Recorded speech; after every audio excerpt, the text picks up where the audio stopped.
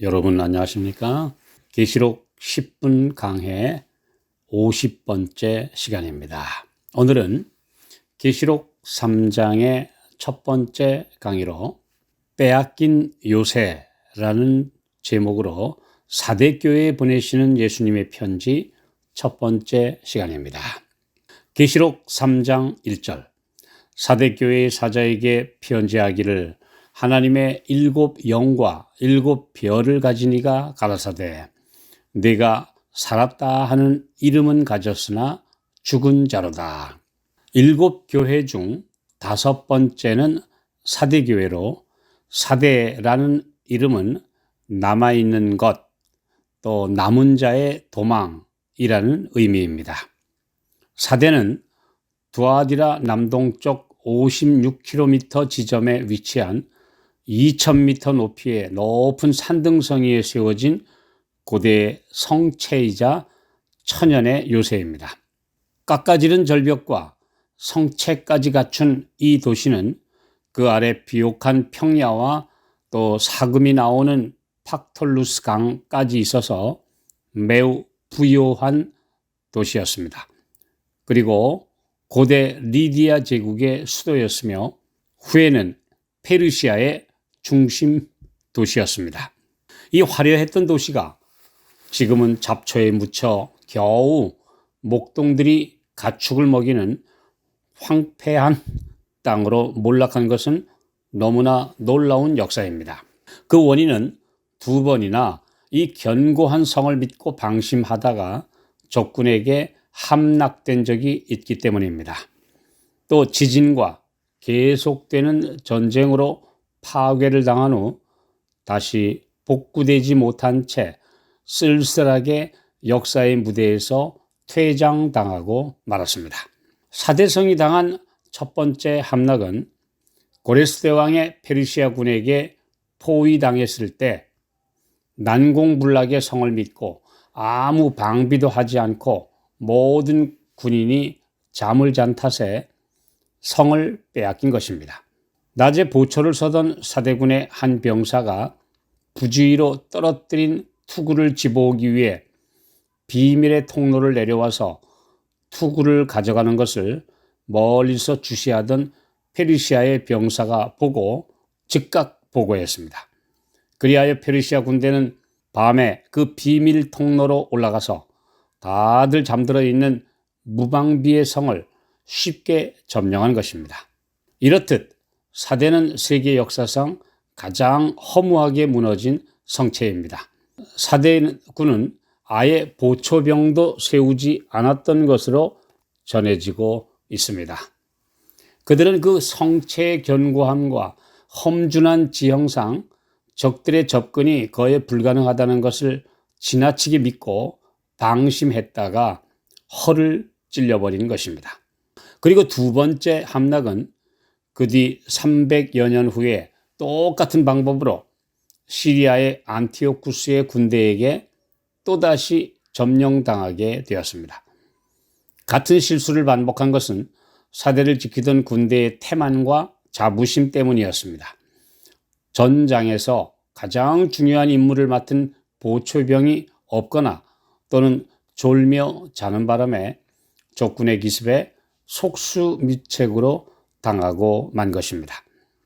사대는 고대 바벨론과 마찬가지로 우상 숭배가 만연했던 도시이며 제우스 신전과 시빌리 여신 숭배와 음란하고 타락한 의식이 행해지던 이 도시는 이후에도 여러 차례의 침공을 받아 성을 비롯해서 도시 전체가 완전히 파괴되어 버렸습니다.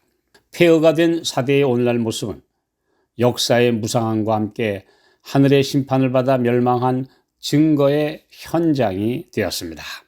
에스겔 3장 17절 인자야 내가 너를 이스라엘 족속의 파수꾼으로 세웠으니 너는 내 입의 말을 듣고 나를 대신하여 그들을 깨우치라. 파수꾼의 역할은 안전에 절대적입니다. 파수꾼은 온 성과 또 자기를 믿고 고온히 잠자는 모든 가족과 동포의 생명을 책임진 막중한 임무를 수행합니다.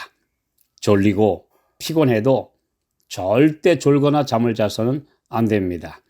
이것은 승객의 안전을 책임진 버스기사가 졸며 자는 것과 똑같습니다.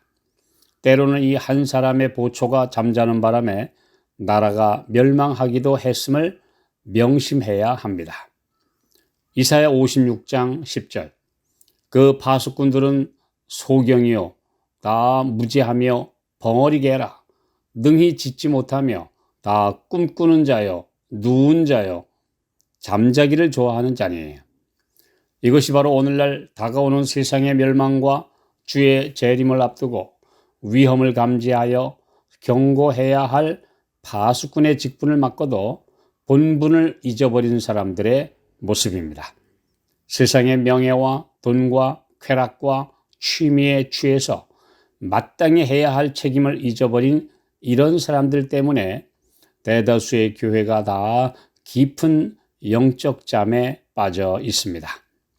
그동안 여러 차례 시한부 종말론에 속은 신자들은 이제는 올바른 재림의 예언과 실제 우리 눈앞에서 성취되고 있는 재림의 징조에도 전혀 반응을 보이지 않고 있습니다.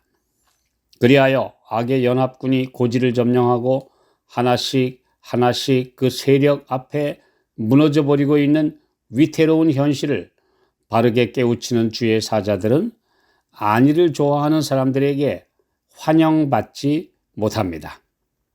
이사야 30장 10절. 그들이 선견자에게 이르기를 선견하지 말라.